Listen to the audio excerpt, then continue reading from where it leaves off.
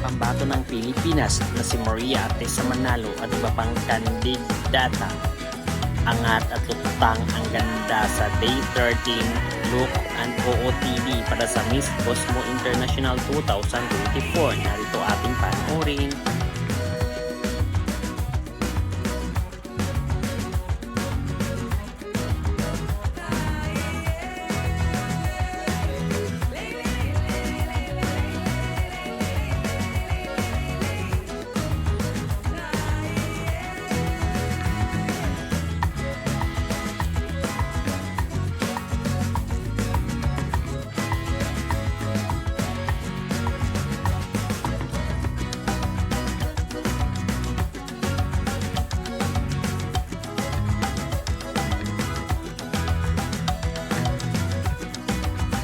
Mga Bioconeras, don't forget to hit the notification bell para updated kayo lagi sa aming mga bagong videos.